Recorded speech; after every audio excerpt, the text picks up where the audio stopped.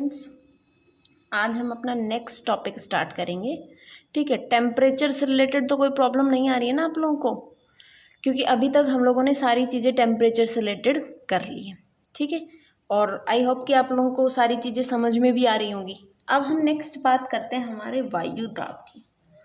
Air pressure, air pressure देखो नाम से ही स्पष्ट हो जाता है। प्रेशर, एयर मतलब तो आप लोग जानते हैं वायु, हवा। ठीक, प्रेशर मतलब दाब। जब वायु पर दबाव बढ़ जाए या फिर दाब बढ़ जाए यानी वजन बढ़ जाए तो उसको हम क्या कहते हैं? Air pressure. देखिए सारी चीज़ें चलती हैं एनवायरनमेंट में, हवा हल्की भी होती है, भारी भी होती है। ठीक है, तो आप बात करेंगे कि वायु दाब क्या है, तो जो वायु के द्वारा, देखो पृथ्वी के चारों तरफ, जैसे मान लीजिए पृथ्वी है और उसके चारों तरफ बहुत सारी वायुमंडलीय परतें थी, हमने पढ़ ली थी ना ऊपर की साइड। जब इन परतों का प्रभाव जो है हमारी धरातलीय सतह पर पड़ता है, इस धरातलीय सतह पर जब इसका प्रभाव पड़ता है तो हम उसको क्या कहते हैं? वायु दाब या एयर प्रेशर कहते हैं। इतनी चीज क्लियर हुई। अब अगर धरातलीय सतह पर बात करें तो वायु दाब का आकलन कैसे किया जाता है? सतह के ऊपर वायु दाब का आकलन किस प्रकार से हम करते हैं? तो प्रति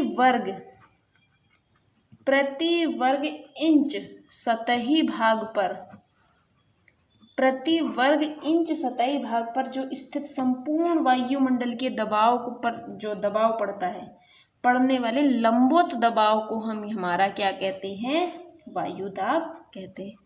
कैसे दबाव पड़ता है? लंबवत दबाव पड़ता है। ठीक, इतनी चीज क्लियर हुई। अब देखिए 1663 के अंदर, 1663 में इटली के एक विद्वान हुए, इटली के टोरिसेली। इटली के टोरिसेली विद्वान थे जिन्होंने वायु दाब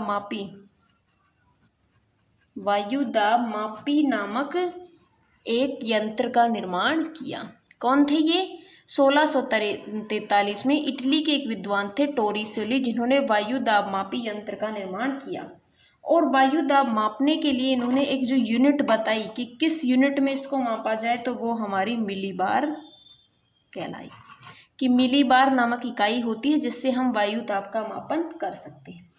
अब पृथ्वी की सतह की अगर बात करें, इस सतह पर, तो इस सतह का जो एक औसत वायु दाब हम लोग जांच करते हैं, तो जो हमारा औसत वायु दाब है वो है 1013.25 मिलीबार। ठीक, इतनी चीज क्लियर हुई। ये जो वायु दाब निर्धारित होता है ना, ये हमारे जो समुद्र की सतह होती है उससे निर्धारित किया जाता है। देखिए हमने बात की एयर प्रेशर। एयर प्रेशर क्या होता है? जब वायु का दबाव सतह पर पड़ता है तो। ठीक है, जैसे ये हमारी पृथ्वी की सतह ऊपर जो है वायुमंडलीय परतें हमने पढ़ ली, उन परतों का दबाव जब हमारे धरातल के ऊपर पड़ता है तो उसको हम वायु दाब में मापते हैं। वायु दाब मापने के लिए क्या रखते हैं हम कि प्रति वर्ग इंच सतही भाग के ऊपर जो लंबवत दबाव पड़ रहा है वो कितना है। इनके मापने के अलग अलग यंत्र होते हैं। जैसे 1643 में इटली के एक विद्वान थे टोरिसेली, उन्होंने वायु दाब मापी यंत्र बनाया, कि वायु दाब मापने का एक यंत्र बनाया इसने। इस वायु दाब मापी यंत्र से पता चला कि पूरी पृथ्वी का जो औसत वायु दाब है वो 1013.25 मिलीबार माना गया। तो इससे हमें पता चला कि वायु दाब मापने की जो इकाई होती है वो हमारी कौन सी है? मिलीबार में मापी जाती है। इतनी चीज क्लियर हुई। देखिए पूरे विश्व की अगर बात करें, ये तो औसत हो गया कि औसत वायु दाब था 1013। पूरे विश्व में अगर बात करें तो अधिकतम या फिर उच्चतम, पूरे विश्व में उच्चतम वायु दाब कहाँ है? पूरे विश्व का उच्चतम वायु दाब रूस का एक क्षेत्र है, अगाता क्षेत्र में नामक स्थान के ऊपर 1083.8 मिलीबार इसको निर्धारित किया गया है। उच्चतम तापमान पूरे वर्ल्ड में सिर्फ रूस के अगाता नामक क्षेत्र पर 1083.8 मिलीबार पाया जाता है। इतनी चीज क्लियर हुई। न्यूनतम की अगर बात करें, ये उच्चतम हो गया, न्यूनतम वायुदाब की बात करें हम, न्यूनतम वायुदाब, तो न्यूनतम वायुदाब हमारा प्रशांत महासागर के अंदर, प्रशांत महासागर में, प्रशांत महासागर का एक द्वीप है गुआनो द्वीप, वहां पर मिलता है 870 मिलीबार, जो पूरे विश्व का न्यूनतम वायुदाब माना जाता है। देखिए पृथ्वी की सतह और उसके समीप का जो ये वायुदाब मंडलीय होता है, देखो ये पृथ्वी की सतह हो गई, मान लीजिए ये पृथ्वी थी और ये इसकी सतह हो गई, पृथ्वी की सतह के समीप जो वायुदाब मिलेगा उससे हमारी मौसमी जितनी भी दशाएं होंगी ना उनका निर्माण होता है। किसका निर्माण होता है? हमारी मौसमी दशाओं का निर्माण होता है कि मौसम किस प्रकार का होगा, उन सब का निर्धारण इसी से वायुदाब से होता है। इतनी चीज क्लियर हुई।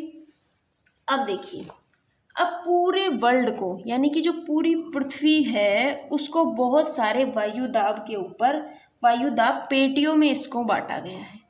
अब हम वो पेटियां एक बार डिटेल से पढ़ेंगे, ठीक है। देखिए जो वायुदाब पेटियां हैं, मैं आपको इसमें एक डायग्राम बनाऊंगी, ठीक, उसी के आधार पर आपको चलना है पूरा, ठीक। देखिए आज बस हम डायग्राम समझेंगे, उसके बाद की जितनी भी डिटेल वाली जो डिस्कशन होगा ना वो हम नेक्स्ट क्लास में करेंगे। देखिए ये आपकी पृथ्वी है, पृथ्वी, ठीक है। इसकी शेप मैंने बताई है, गोल नहीं करेंगे कभी भी, ये इसकी शेप है जियोइड शेप, ठीक। इसको इस प्रकार से हम लिखेंगे। देखिए हमने बात की पूरी पृथ्वी के बीच में ये 0 डिग्री होता है जो हमारा भूमध्य रेखा कहलाता है। फिर उसके बाद जैसे जैसे यहाँ पर ऊपर जाते जाएंगे तो यहाँ पर हमारा कौन सा आता है, 90 डिग्री नॉर्थ और 90 डिग्री साउथ। देखिए पूरे जो वर्ल्ड है, जो पूरी पृथ्वी है, पूरी पृथ्वी को हमने 2 भागों में बांटा है। ये जो लाइंस होती है ना, ये क्या करती है, एक इमेजिनरी लाइंस होती है, मतलब ये रियल में होती नहीं है, ये सिर्फ हमने सूर्य की जो रोशनी पड़ती है उसके आधार पर निर्धारित कर रखी है। चीज क्लियर हुई। ये हमारा 0 डिग्री है और इससे उत्तर का जो ये भाग है ये उत्तरी गोलार्ध और जो दक्षिण का भाग है वो दक्षिणी गोलार्ध कहलाता है, ठीक है। इसको हम एक बार ग्लोब में जरूर देखेंगे और इसको एक बार मैप से भी देखेंगे, ठीक है। इतनी चीज क्लियर हुई। अब देखिए आपकी ये जो भूमध्य रेखा थी, यहाँ पर तापमान कैसा है, और हमने पढ़ा था कि जहाँ तापमान अधिक होगा तो क्योंकि एयर जो है वो कैसी होगी, हल्की होगी, तो जो एयर प्रेशर है हमारा वो कितना हो जाएगा, कम हो जाएगा। इसको देखा, आप ऐसे समझाती हूँ आपको। मैंने आप लोगों को पहले भी शायद एग्जाम्पल दिया होगा ये तो, कि गैस पे आप लोग रखेंगे, किसी भी पानी को रख रहे हैं, ठीक है, जब वो भाप बन के ऊपर उड़ता है तो आप उसका वजन माप पाते हो क्या? उसका वजन मतलब वो वजन में बहुत हल्की हो जाती है। इसका मतलब ये हुआ कि जो वायु गर्म होती है, ये आपको कंसेप्ट दिमाग में भर लेना है कि वायु जब गर्म होगी तो टेम्परेचर, जब गर्म होगी तो वो हल्की होगी, और जब ठंडी होगी तो वो भारी होगी, और जो हल्की एयर होती है वो ऊपर उठती है और जो भारी एयर होती है वो नीचे जमती है। देखो जो हल्की चीज़ है वो ऊपर उड़ती है, आप गुब्बारा लीजिए वो ऊपर उड़ेगा, आप एक बॉल लीजिए ऊपर फेंकिए नीचे ही आके गिरेगी, वो भारी है वो नीचे आएगी, गुरुत्वाकर्षण बल वहाँ काम करेगा। लेकिन गुब्बारे में गुरुत्वाकर्षण बल काम क्यों नहीं करता?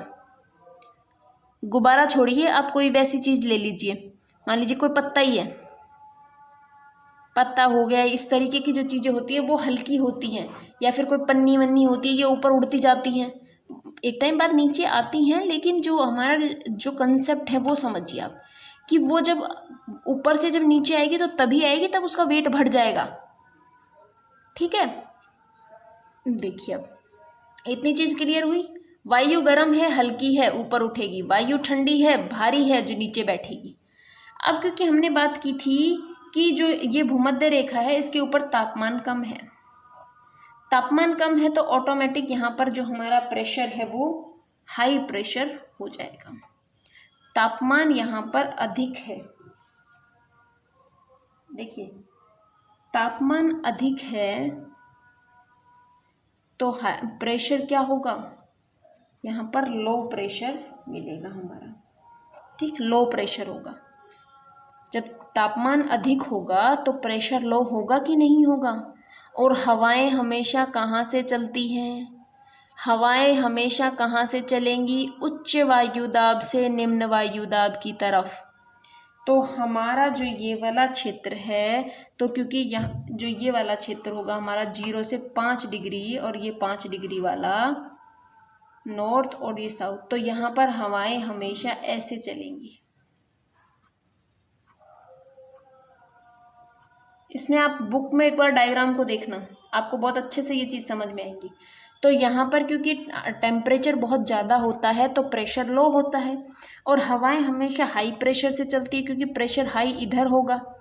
तो जब हाई प्रेशर इधर होगा तो हवाएं कैसे चलेंगी, इधर से इधर चलने लग जाएंगी। इतनी चीज़ क्लियर हुई। देखिए अब ये था हमारा भूमध्य रेखीय निम्न वायुदाब का क्षेत्र, भूमध्य रेखीय निम्न वायुदाब क्षेत्र, वायुदाब क्षेत्र। अब हम इस वायुदाब वाले क्षेत्र के बारे में पूरा डिटेल से पढ़ लेंगे। जो विषुवत रेखीय निम्न, देखिए हम ऊपर सारे वायुदाब को पढ़ते हुए चलेंगे डिटेल से। पहले आज हमने बात की भूमध्य रेखीय निम्न वायुदाब क्यों बनता है, कैसे बनता है, तो उसको आप एक बार सुनेंगे। 0 डिग्री से 5 डिग्री उत्तर और 5 डिग्री दक्षिण के अंदर हमारा निम्न वायुदाब की पेटी स्थित है। इसके कारण क्या है, क्योंकि यहाँ सूर्य की किरणें यहाँ पर लंबवत पड़ती हैं, इसलिए यहाँ टेम्परेचर हमेशा हाई होता है और प्रेशर यहाँ पर लो होता है, इसलिए यहाँ पर, और हवाएं हमेशा हाई प्रेशर से लो प्रेशर चलती है, इसलिए ये वाला क्षेत्र हमेशा निम्न वायुदाब का बना रहता है। देखिए इस वाले क्षेत्र को ही, जो ये वाला क्षेत्र है, इसी को हम शांत पेटी, शांत पेटी या फिर इसको डोलड्रम कहते हैं। क्या कहते हैं, डोलड्रम की नाम देते हैं। आप लोगों बुक में देखना ये टर्म आपको मिलेगी। इस वाले क्षेत्र को डोलड्रम या शांत पेटी कहते हैं, या फिर हम इसको बोलेंगे शांत मंडल भी कहते हैं। क्योंकि क्या होता है कि समीप का जो उच्च वायुदाब की जो पेटी होती है, जो ये उच्च वायुदाब की पेटी होती है, इससे जो एयर होती है वो उठती है और इस वाले क्षेत्र में पहुंचती है, ठीक है, जिसके कारण यहाँ पर क्षैतिज पवन संचलन नहीं होता और ये एक प्रशांत मंडल के नाम से जाना जाता है। क्योंकि यहाँ पर जो है किसी भी प्रकार की कोई भी घटनाएं नहीं होती हैं। इतनी चीज़ क्लियर हुई। टेम्परेचर से निर्मित दो हमारी एक तरीके से 3 जो होती हैं वो पेटियां होती हैं। टोटल पूरे ग्लोब की बात करें तो 7 पेटियां हमें देखने को मिलेंगी। एक पेटी की बात हमने कर ली भूमध्य रेखीय, जो तापमान से बनी है, ठीक है, तापमान से जो इसका निर्माण हुआ है। एक जो पेटी होगी जिसका और निर्माण तापमान से होगा, ये हमारी ध्रुवीय पेटियां होंगी, ठीक है। तो इनको हम नेक्स्ट क्लास में पढ़ेंगे। इतनी एक पेटी हमने आज पढ़ी, वो पेटी आप लोगों को समझ में आ जानी चाहिए, ठीक है। बाकी की बातें हम कल की क्लास में करेंगे।